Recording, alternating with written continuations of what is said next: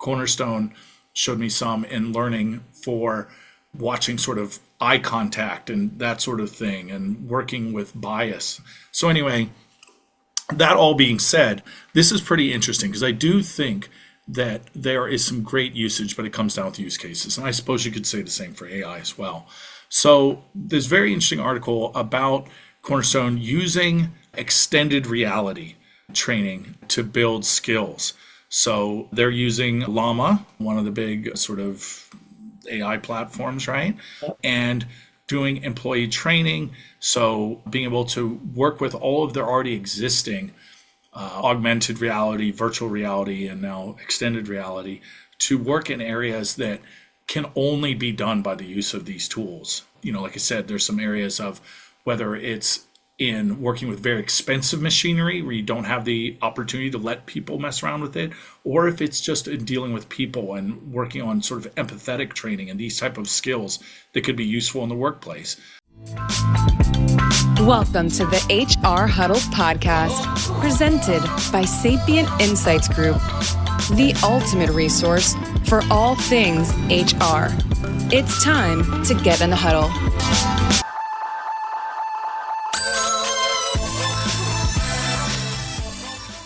Welcome, everyone, to Spilling the Tea on HR Tech, where we focus on the hottest HR tech news everyone needs to know to be in the know. We break down the news of the week and help you make sense of what it means for our industry and how it can impact your organization. And we're recording today on April 10th, 2025. We are heading into the middle of spring at this point, and we are going to bring you all the news you can use this week. And I'm your host, Stacey Harris, Chief Research Officer and Managing Partner for Sapient Insights Group. We are a research and advisory firm. And joining me today is my co-host, Cliff Stevenson, Director of Research and Principal Analyst for Sapient Insights Group. Cliff, welcome back to the show. And oh my gosh, last time we were together, there was a lot of like espionage and really, really kind of scary stuff going on in the HR tech space. This week it's a little bit quieter, but still some fun stuff, right? That's right. Yeah, we got some international news. We always do like to take care of our international friends. We got some new launches, lots of AI this week. I know that we sort of joke about, how much AI dominates the news, and there really hasn't been too much. There's been a few things, but we've got quite a bit to talk about, but a lot of skills conversation, something that kind of got sublimated during all of these other talks. We're going to be talking a lot about skills, how they're being used, what we're seeing, and we've got some people movement as well, including some internal ones, and lots of travel coming up. Yeah. And I think, just being very honest with what's going on in the market, a lot of the stuff that's going on here, at least in the United States, politically, has kind of put, I think, a standstill on some of the business stuff going on, right? And so I do think that which is allowing, to some extent, us to bubble up some topics that I think have been sort of pushed aside for the last couple of months as we've been sort of making a lot of movements and shakes in the market. But we're all going to get a chance to have a lot of conversation about what's happening, both in the market, both from an acquisition and a buying and a technology new rollout perspective, as well as from some of the softer things that we're dealing with that are always critical, which is how we're thinking about skills, how we're thinking about developing, how we're thinking about growing our workforce, even though we're not making a lot of moves right now on acquisitions and hiring. So to do that, though, we're going to a lot of events. And so a couple of upcoming events that everyone can join us at or see us at. One is you and I will be doing a joint webinar for HiBob on April 22nd. So please be sure to join us there. It's going to be the HR Tech Playbook, Smarter Investments for Long-Term Growth. That one's going to be fun because we're going to be talking about how to think about making an HR technology selection, not just on features and functionalities and price, but also on what you're trying to position in the organization, business outcomes you're trying to achieve, how it's going to impact your key stakeholders. We'll be having all those conversations. Then, Cliff, you're going to be in New York City on April 24th, a few days after that, at the first HR Tech meetup that HR Executive Magazine is holding. And it was great for us to be invited. So I think you're going to be excited about joining that event with Madeline Loreno, right? That's right, doing a panel discussion, sort of getting a jump on all of the very complex news that's going to be coming out that'll be affecting everyone. I'm very excited because we all know HR tech is a lot, right? There's a lot going on. So to sort of prep ahead of time, to sort of be ready, but also to get feedback and hear what's affecting people so that it's even more relevant when we do the big HR Tech August. Yeah. In Las Vegas, yeah. And I think we're finding they want to get together right now. So we are finding that a lot of these roundtables, we just did a roundtable in Atlanta last week on change leadership, and it had over 20 participants in it when it was, we were expecting a bit of a smaller audience, but we had more people show up than we expected. And the conversations were just really powerful that people were having. So I think we're seeing this across the board. I'll also be heading out to the California, the West Coast, for the Workday Innovation Sessions, April 22nd through 25th. That's going to be in Napa Valley. That is an analyst-only event where we'll be bringing back some updated information, lots of tea, I'm sure, on their AI strategy. And then the following week, I'll be going to Oracle's Analyst Summit, which is a similar analyst-only event, which will, again, be giving an opportunity for us to probably bring back some news on what's happening with their AI strategy, because I think the two of them are going to be battling that out on the conversation. And then I'll be on May 6th and 7th in Charlotte at the iSolved People Connect event, and I'll be launching a big research effort that we're doing on how to level the playing field for HR. That's actually really exciting. I'm working on that paper right now, so there's going to be some really cool stuff in that, talking about not just, yes, HR is a tough job, and there's a lot of times where we feel like we're behind the eight ball trying to make a business case.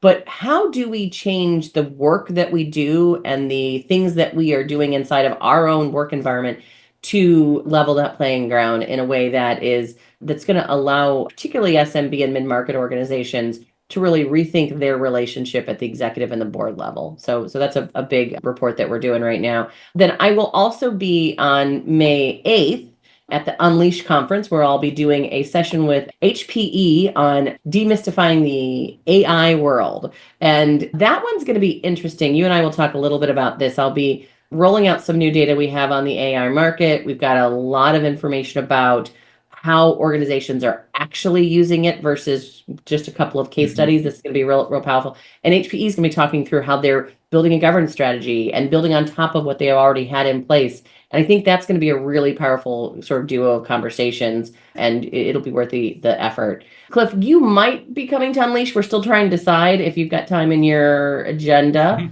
So I know you love Las Vegas, but yes, that's right. Can't get enough of it. You can't seem to get away from it. But luckily, I'll be there quite a bit. Yeah. And then you're going to be heading out the next couple of weeks to a Work Human, May 12th through 13th, correct? That's right. And in fact, I just found out that Susan Richards from Sapient Insights Group, your partner, will be joining us as well. So that'll be really great. That's always an interesting one. I really want to see what's going on with the world of employee recognition and engagement and how that affects business results. But also they have a really good, as I've said before, a kind of cool vibe to these sort of things. I know you're bummed because you missed Trevor Noah, who will be there. I love Trevor. I was very bummed that I'm going to be missing that one. Yeah. try and get some photos. And then just the week after that, Terry, speaking of the Sapient Insights Group, Terry Zipper, who also has our partner podcast in the HR Huddle, HR We Have a Problem. She will be at Total Rewards in Orlando, Florida, just down the road from me. Yeah, May 19th and 21st. And she'll be talking about the shifting world of compensation and how some of those changes are impacting technology decisions. And that's kind of an exciting, and it'll be a panel. So she's got a counterpart who's on that with her.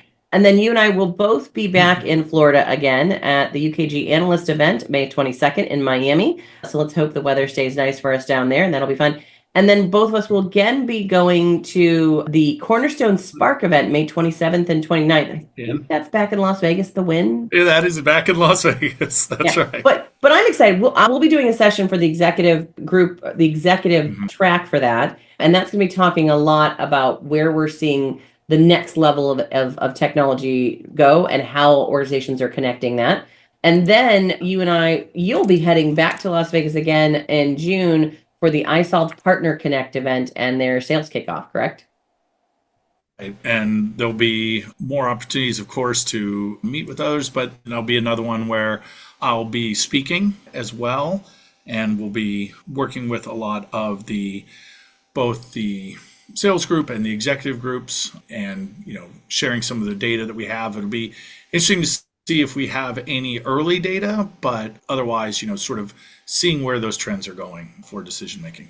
Yeah, you're teasing the early data here. So again, Yeah, I know, I In know. the I midst get of all this excited. traveling, in the midst of all this traveling, our amazing Tammy Smith, who is our data scientist, is launching this year's annual HR Systems Survey on May 1st to the public. Some of our distributors are going to be sending it out a little bit earlier because we give them about 2 weeks before the public one goes out. So watch for it. It's coming. The week of April 16th, it'll start. And we've been real. I'm always excited about the survey. Everybody knows that. I always, if you've never participated in our research, please take the time to sign up and make sure you're on our list to get the link, because you learn as much by taking the survey as what we hear from everyone who participates as you do getting the data back, which everybody gets a full report back. We always get a full report back if you participate in the survey and fill it out completely. But this year, Cliff, you and I have spent a lot of time with Tammy really rethinking some of the questions we're asking. We are adding new questions on key business initiatives and changes that are impacting how you're making decisions across your organization, not just in HR, so we can see how that's connecting to the HR conversation. We're also doing a lot of new AI questions, including a UX and vendor satisfaction for some of your AI tools. We're going to start to track that. Cliff, we were also talking today about other AI things we're going to be asking. What are some of the other things you're excited about that are going into the survey this year? Those are some of the ones I'm really excited about. No, you mentioned the AI, and I think, it's more than just saying, that we're going to be talking about some different products, right? Different, things that are out there. We're going to be asking a lot more on the why people are using it or why they're not using it. Not just, how you might be using it, but like what specific sort of business case, what problems are you trying to solve with it? Are you using it on your own, right? Is this something that you're using your own AI And products you're paying for. for? We're going to track whether or not they're paying it individually, personally, right? That's right, because that's a number that it's a lot lower when we see it. When we look at our numbers last year, only about 24% of people are using AI. So we started really thinking, well, I bet it's more than that, because are they using their own or are they using ones that the company provides, that sort of thing. A lot more on contingent workforce. And I really love the idea you had of looking at these new sort of uses of tech for managing contingent workforces. I like the idea of how AI is being used for integration, especially this idea of agentic orchestration. I haven't figured out yet whether you came up with that term or someone else did, but it's a brilliant concept that we're already seeing companies forming to provide solutions to do this. Exactly what it sounds like, right? Of taking Yeah. your agents and figuring out how they can best be deployed and used and giving you an overview of all that. I know Workday has a project like that, for instance. Exactly. And this one's actually exciting because we've known for a long time one of the 4 factors that leads to better business outcomes, without a doubt, is one question we ask in the survey, and it doesn't get answered by a ton of people. It's in our governance section. So we do always tell people, make sure you get back to that governance and HRIT section. But in there, we find that if you have a strategy for data integration, you are, I think it's 17 or 16% on the average over the 5 years, right? It's a double-digit number. There's only 4 things. We know change management, we know being seen as a business partner, and we know having an HR system strategy. Those things always line up with better business outcomes. But that integration conversation, and we know only about 20% of the market has a strategy for integration of data, right? Like that number hasn't changed a whole lot year over year, but those who do have better business outcomes. But what we're starting to see is this merging conversation between integration strategy, but then also an integration, whether or not you're using integration platforms, whether or not you're using API platforms, and now this agentic orchestration platform. So we're rolling that into kind of a single question just to see what are the tools you're using to manage integrations, whether you have a strategy or not. And we're going to start to compare that. That's really exciting to me because it starts to get to the heart of what we know are a lot of the biggest problems in this market, right? Absolutely. Yeah. So it's Yeah. going to be a lot of big changes in the survey this year. We just recommend that you take some time. You will learn as much as we have learned in developing it this year, I think, right? Yeah, it sounds like it's just going to be, longer and more complex, but that's on our side. For you taking it, we've spent just as much time making it easier for you to take every year so that actually the amount of time people have to spend goes lower as there's more sort of flow to the questions. We think about rewording them in a way that makes them more obvious and just ease of use sort of features. So don't be intimidated. We want to make sure that we're getting as much information we can as easy as possible. But yes, very excited, as I said. But we do have some tea to spill. There's a lot of as tea well. to spill, and this one I think is really interesting because this is across the pond, right, Cliff? Yeah, it is. Cheshire, England. There's a company out of there, Talos 360, that I know. They're in the, this again comes from my sort of experience in the recruiting world. They do a lot in the talent acquisition space, but they do a lot in employee experience with surveying and engagement tools as well. And they've acquired Appraised, that's with S and D, no vowel in between, because you have to do it that way. Your big issue with them dropping vowels out. But it does show their expansion beyond just talent acquisition, because this is a performance management platform, Appraised, as you could probably guess from the name. So, these are, kind of complementary sort of organizations, as you like to see. So really building out this broader talent management space for Telos 360. And again, it makes sense, right? We're in this role of data gathering and then using that data to inform business decisions, right? And it works well when you were thinking of the kind of the economy that we're going into, honestly, and that whole build versus buy, right? You need to be able to say, okay, we've got talent acquisition, but there's probably not going to be as much hiring in the coming year. How can we still support these organizations that are looking to develop the people that they already have? And this gives them that opportunity. Yeah, and this one I think is really interesting because they noted that this deal opens up both the US audience, Singapore, South Africa, UAE, Australia, and Canada for them, alongside what they've got a pretty strong presence in Europe. And that I think, we're watching carefully what's happening with the sort of government and politics and just the economic market across the different regions. We'll see what our data says. I think it's going to be quite interesting to see how this plays out. But we do think that Europe has, at least right now in our data from what we saw last year with everything, they had a little bit less volatility, a little bit stronger expectations for sort of staying with their budgets. But we definitely saw that they had invested more when we just recently broke out the data in AI at the mid-market and SMB level. Enterprise level, everybody's investing, but at the mid-market and SMB level. And similarly, we saw same sort of uptick in the Asia Pacific market as well. Some of it we think in EMEA is because the regulations are a little easier to understand and they're pretty standard. Yes, they're more difficult to abide by, but they are also very clear on what's in and out for AI and for systems like this that are capturing data on a regular basis.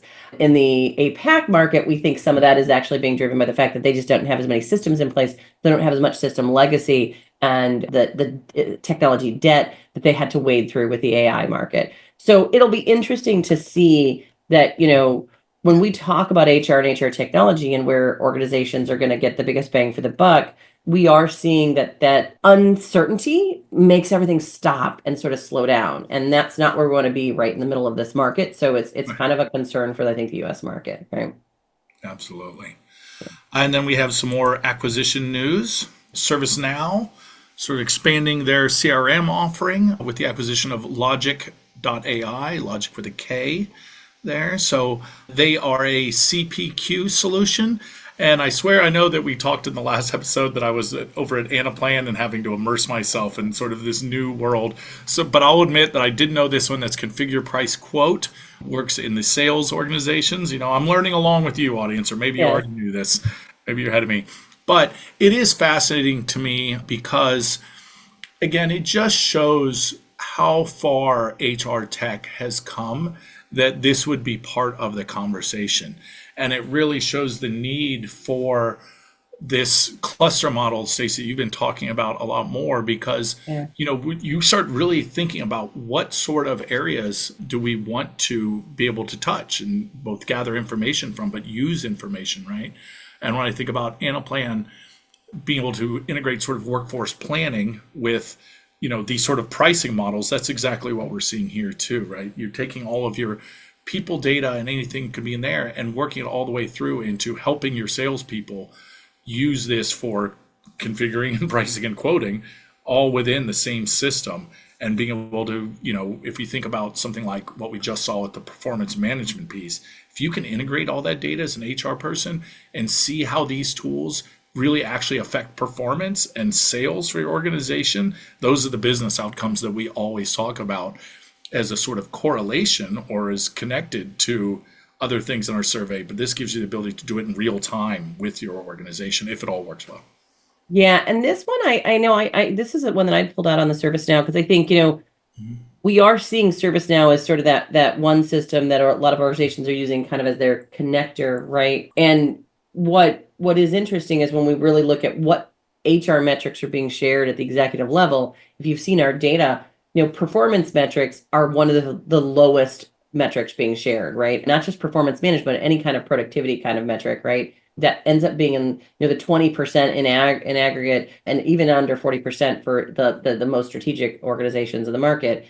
And I think, to your point, what you just mentioned is that the really big takeaway of this is, and which we also saw at the Anaplan event with your notes coming back from that, is the more HR connects what they're doing on this broader level, the more we can get our data. And I'm not saying that you have to have all-in-one systems. I don't think that actually works really well based off our data. That's the cluster model we talked about, which is, but you do need to make sure that all these vendors play well together. And that is the really big integration conversation is, can I map these processes?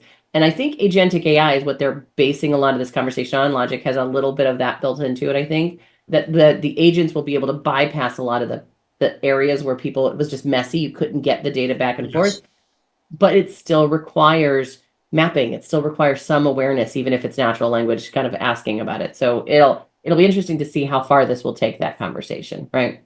Mm-hmm. And as I know, as we're sort of now delving into the AI as promised, but also keeping it for, sort of non-US based, Visier expanding in Singapore. They are building out an AI lab, right? So developing more capabilities around AI. I think they're looking at doubling their workforce in this Singapore lab, or at least in the APAC region, which is their regional office.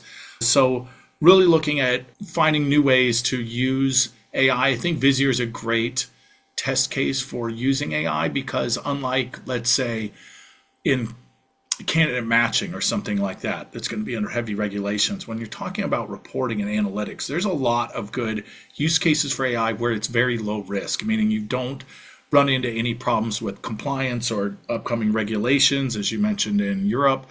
It's more about using these tools that can process large amounts of data and give you insights quickly.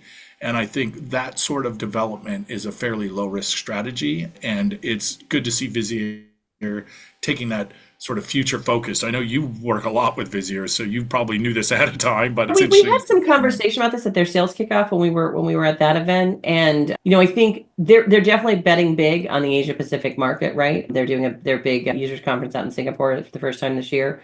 What I think is interesting here is Visier has kind of a double-pronged approach here. Is they've got Visier V, which is their sort of front-end facing AI agent chatbot, depending on sort of how you're looking at what it's accomplishing for the organizations.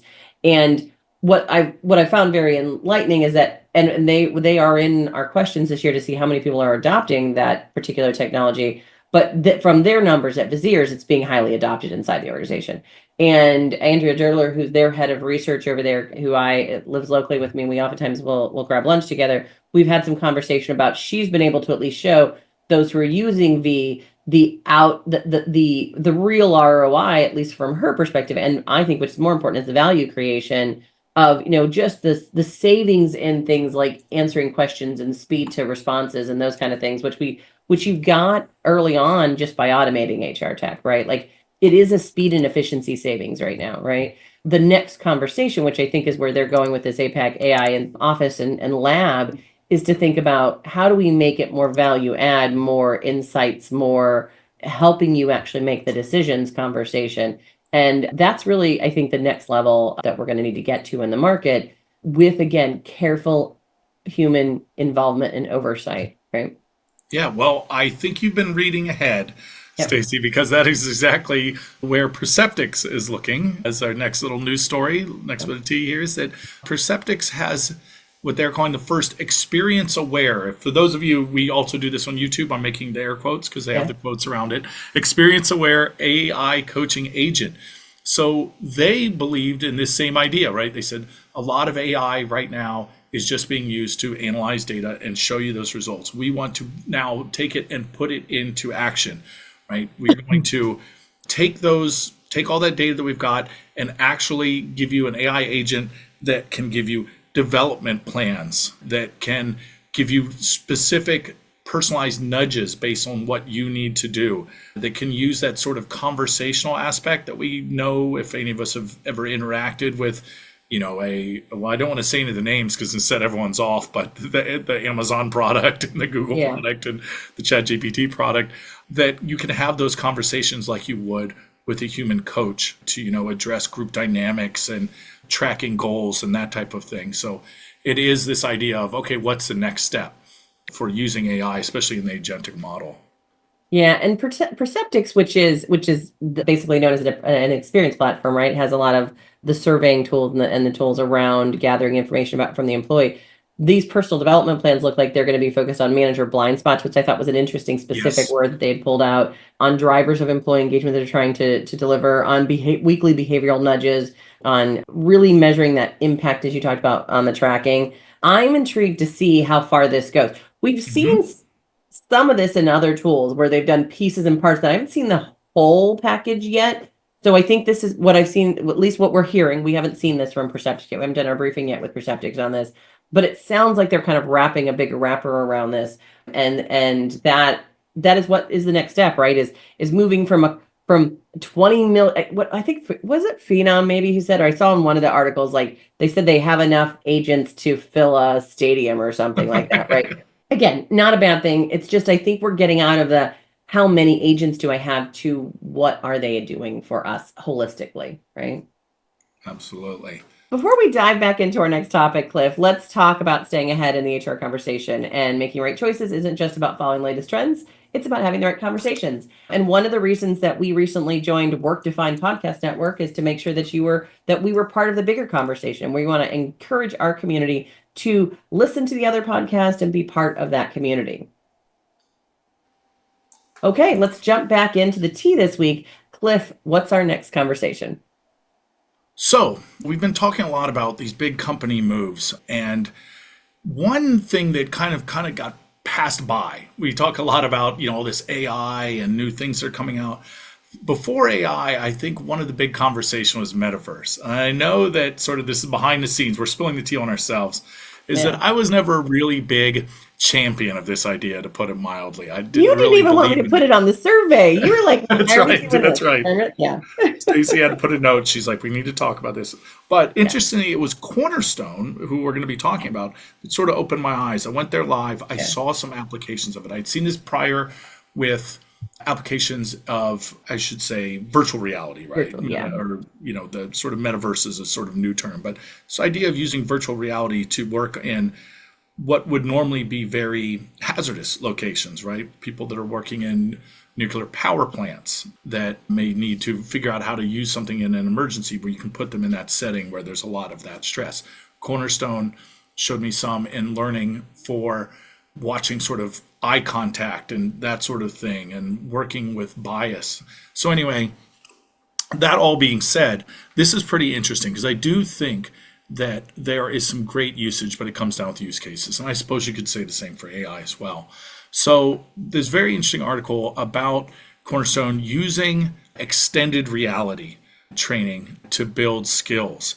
So they're using Llama, one of the big sort of AI platforms, right? Yep. And doing employee training. So being able to work with all of their already existing augmented reality, virtual reality, and now extended reality to work in areas that can only be done by the use of these tools. Like I said, there's some areas of whether it's in working with very expensive machinery where you don't have the opportunity to let people mess around with it, or if it's just in dealing with people and working on sort of empathetic training and these type of skills that could be useful in the workplace, dealing with things like burnout that we know are going to be major issues and high stress, especially with a lot more people working remotely.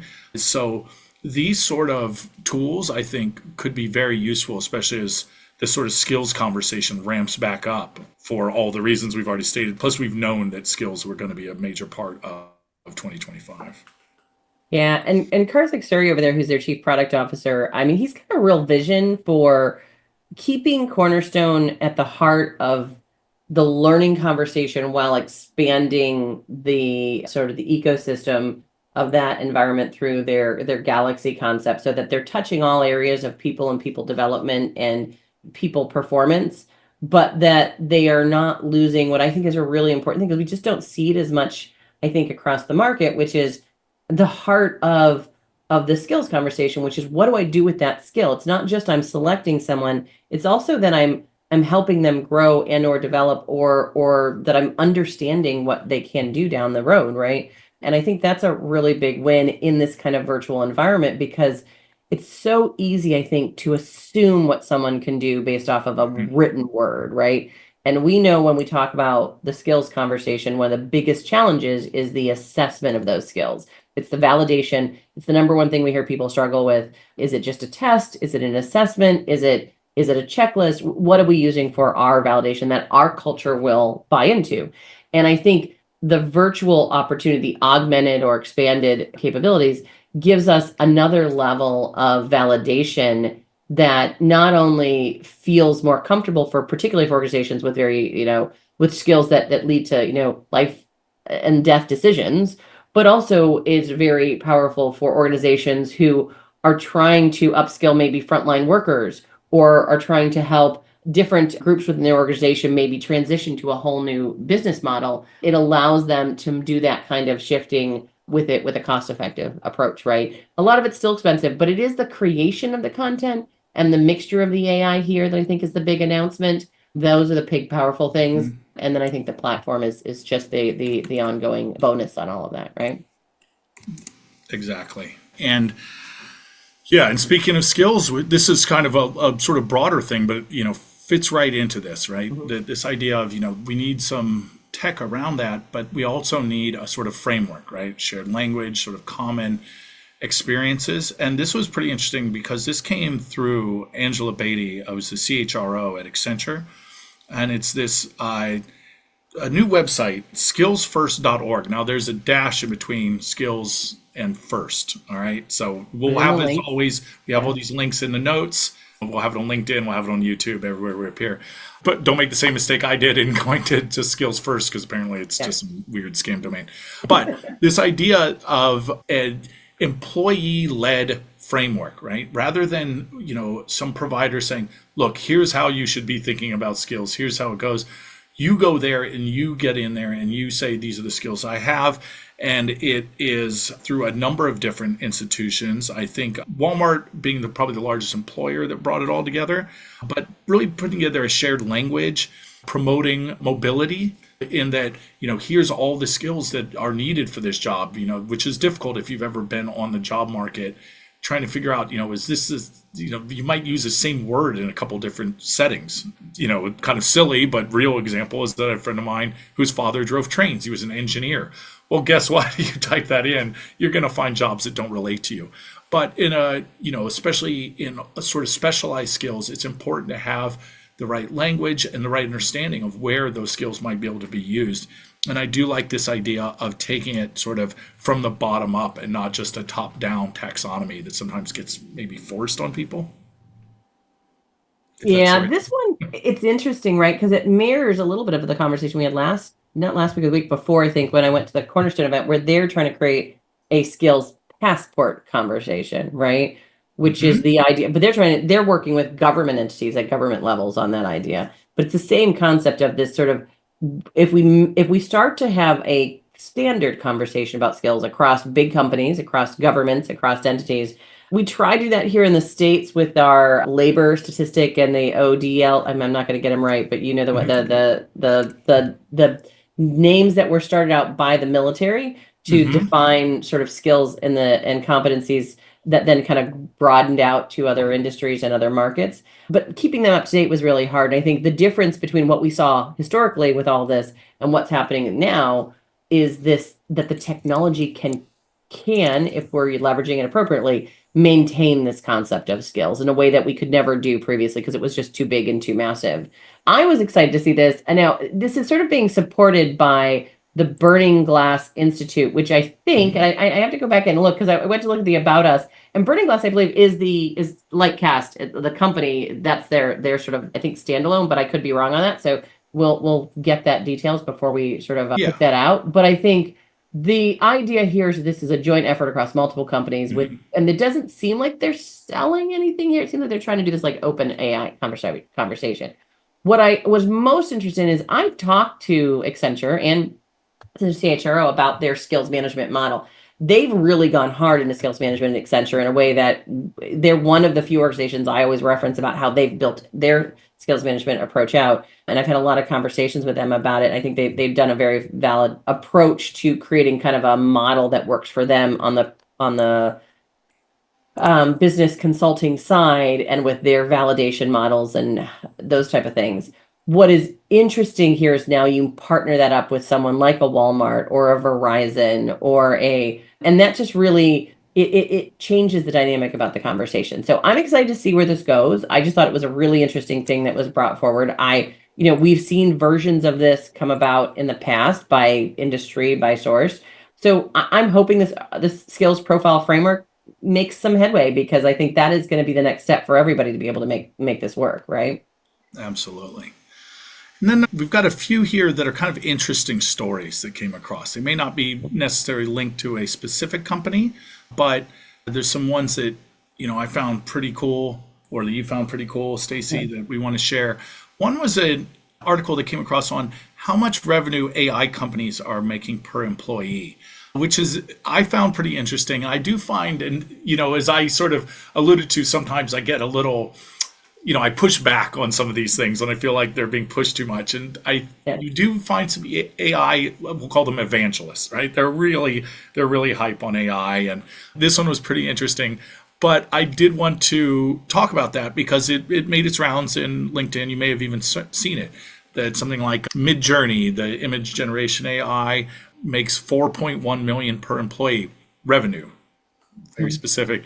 OpenAI, 1.5 million per worker. I think what got left out is this reminder to people that revenue is just the amount of money you're bringing in, right? If I buy gold for $10 a pound and sell it for $1 a pound, I have $1 in revenue, but I've lost $9 in profit. Whereas the company OpenAI specifically, sure, they brought in 3.7 billion in revenue. They lost 5 billion. So that is a non-profitable organization. You don't need to be a math whiz. It's not just because I went to Anaplan, now I know everything about financial planning. That's a loss of money. And they're planning, Sam Altman has said, they expect to lose money for years to come. So this is not, something that, again, not to downplay it, you think of it in terms of investment, right? If they literally thought there wasn't anything to do, you wouldn't see it. But it is a reminder that sometimes there's a lot of just marketing around these sort of things to make you, as a buyer, believe that you're being left behind if you're not using all these tools. But that's one of the reasons why we have this survey. Our wonderful survey is to find out what is the truth. What are people really using it for? And are they paying for it? Do they expect to use it more? Where are they finding value? Yeah, and when I caught sight of this article, we do a lot of analysis of public companies on financials in our data. We did more in the past. We do a little bit more now. And because I have done that, we've always looked at different metrics, and there is the revenue per employee, and there's also profit per employee, and there's also, other metrics, financial metrics that the companies are based off of, and that the stock market makes decisions off of, sometimes wise or not wise. But what's interesting is we always used to have to take financial organizations out of our data set, because financial organizations made money off of money, right? Like it was, so you could not get a per employee revenue per employee model that made any sense at all. And it's kind of where we're at here with this, right? And I think even more so, the conversation I have been having around this piece is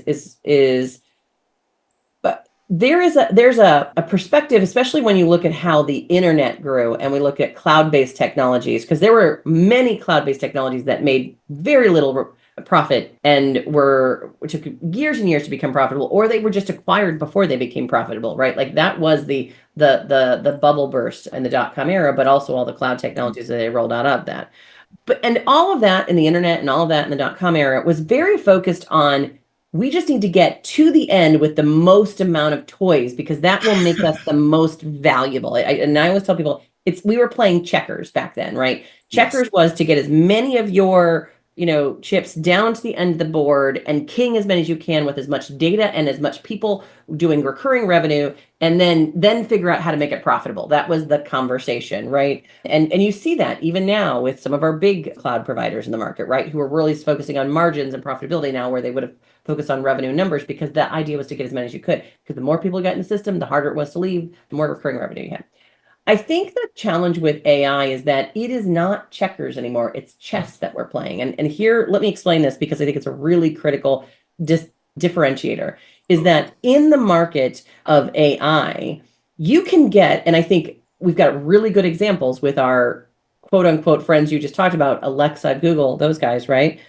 If you start out with an AI model that is incomplete at best, and you're training it and developing it and growing it, you could get to a point where you've got the biggest data set, the most trained system, but because it wasn't foundation or fundamentally set up correctly, it is not valuable to what you're trying to achieve as an organization. And so what we're seeing a lot of organizations really think about is not how fast and how much can I get into one model, but how strategic can I be about the type of data I need where and when, so I'm ready when the next level of innovation comes out that I can use, that can be really powerful towards the decisions and the outcomes I'm trying to achieve. Because I'm not saying don't start dabbling and figuring it out and using the tools, but what I'm saying is be very cautious and careful, because what's going to end up happening in this chess model is you're going to be building up these massive amounts of AI models and AI environments. You're going to be investing a lot of money in them. And you may end up having to basically sacrifice your queen, which is the tool you've invested the most amount of money and time in, because it does not achieve your outcomes because it either had a flawed model in the beginning or a flawed approach, or it's just not logically doing what you need it to do, and you've got to rearrange this. And so that's my take on this whole conversation, is we need to stop playing checkers and start playing chess, and to really look at, this is not the world where we just get to the end with the biggest amount of numbers, because the most data could be the wrong data. And or you could build your whole model on the idea that you can scrape the internet and then there's no more data to scrape, right? This is the conversations we have to be having, is where are we putting our various assets, which ones are being trained and developed in the best ways, and which ones are getting the best outcomes that we want to achieve. So my soapbox on that, Cliff, sorry, but I've been really thinking hard about this conversation. No, and I know you and I had talked about this prior, and I love this, and I'm really glad that we're able to share that, because it's kind of one of those things where we'll just be chatting about it, and you'll talk about it. So we got to make sure that this is mentioned, because I just think it's really wonderful. So, lastly, I want to bring up a conversation that was actually sent to us by our employee. I don't want to think of her as an ex-employee. It's always a member of the team. She's not an ex-friend, she's a friend. Okay. Cindy Maurer, who has, as of yesterday, left the warm embrace of Sapient Insights Group to go out into the cold, unfeeling world of actually doing HR. So much respect to her. But she sent this really interesting article. Women hold just 1/3 of top-level management roles. Yeah. But here's how skills help close the gap. And we'll put this link that's in there, but it really talks about, again, we've been talking about all this stuff about skills, right? And about AI and all these cool tools and all these new ideas, but what are we doing with it, right? What is the end play? What is the end game here of our chess match? And one of those things can be to use all of this to help make up that gap, right? To think of it as skills-based hiring, to start really looking at what are the skills people have, rather than seeing it as just a woman hire or a man hire, but you're hiring for the skills, right? And really start looking at addressing those needs in a more analytical way. And I know that that's something Cindy will be doing at her job for the best, because she is just an awesome person and a great coworker in person. Yeah, we are sad to lose her, but she will be going on to head up her own complete HR function. She is the new head of HR for an organization, and she'll be putting into practice a lot of the stuff that we talk about here at the organization. But I think it was a great call out for her. To your point, she's going to be making many of these decisions, putting in place brand new systems that the company she's going to be working for is planning to ramp up quite rapidly. And what's so exciting, I think, about the idea of skills-based hiring, again, and it goes back to this conversation about, can we standardize the skills model, right? Can we get the same definition for each skill? Can we get the same validation point for each skill? And, this is why I always tell people that actually your compensation platforms have been doing some of the most innovative work in here. This is, our pay scales and our salary.com and our Compass, those kind of organizations, because they are very much tying the skills component to a price point. So that also leads not just to hiring for skills, but paying for skills and pay equity, right? And I think all of that goes hand in hand, right? Well, I know that was quite a bit. As always, there's a few stories that we didn't quite get to. I'll just kind of briefly mention it. Mackie launched a voice AI agent called Mochi. That was pretty interesting. We'll put all that in.